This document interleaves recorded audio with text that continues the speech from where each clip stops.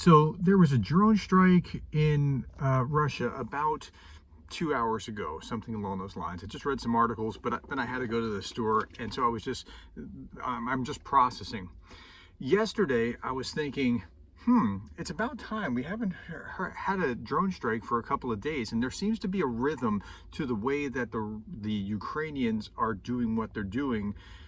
Not to be predictable, and sure enough, yesterday there was a drone strike in Moscow.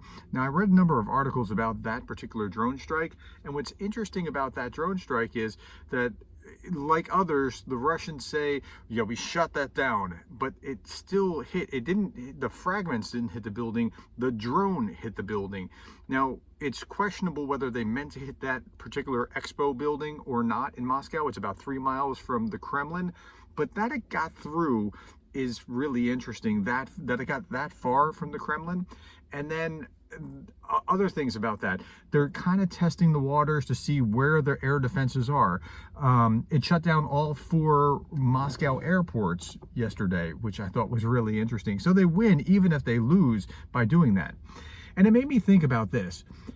Now, Russia, always brags about its 11 time zones and how huge a country it is. But that makes it a harder place to defend. Like there's some truth to the bigger they are, the harder they fall. It's harder to defend something that large.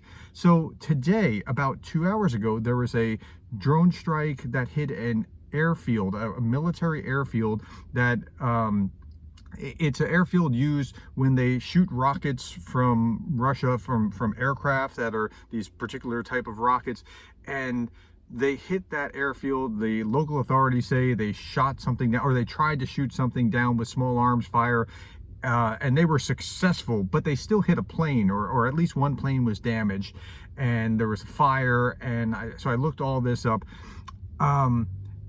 And it was fascinating. They moved the plane. Now, this airfield was just south of St. Petersburg. And if I was the Russians, I'd be very nervous. Like, wait, they could hit something in St. Petersburg. And remember, to defend St. Petersburg and Moscow and this place and that place and the other place all over Russia, you would have to have massive air defense everywhere. You'd have to withdraw all your air defense from Ukraine in order to be able to defend within your own borders, and they simply can't do that. So where did they withdraw to? They withdrew it to the most northern part of Russia, or pretty much most northern part of Russia, near Finland. So they moved it a few hours back further, which allows the Ukrainians to have a little more notice. I mean, I'm sure the NATO is tracking their planes with satellites, to have more notice when they're going to strike. So they backed them up with one probably not that expensive drone. So it's really a fascinating thing to watch. And then I looked at it in the Moscow Times, and they gave their account, and I looked at it in RT, and in RT they're saying it's a terrorist attack, and this airfield. Wait a minute. No, it's the Ukrainians are combatants. Your combatants hitting a military target is not a terrorist attack.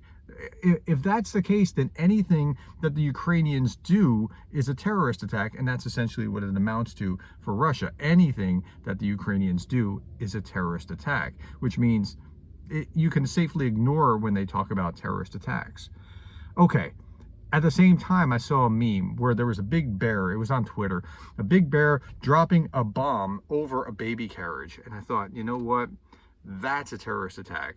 What we just saw hitting an airfield, a military airfield, is not. But that is a terrorist attack. And every time that the Russians hit a sports complex or a hospital or a residential building or a kindergarten, those are terrorist attacks, but not what just happened here with the airfield. And that attack on the airfield had a really powerful, think about just in terms of sheer efficiency. For the single drone to bump these planes farther back to a further air base, it's really pretty impressive that they were able to do that. Okay, those are my thoughts on the drone strike that just happened today. I would imagine that you'll see another one in the Black Sea within a week. And I'm not in the predictions game, right?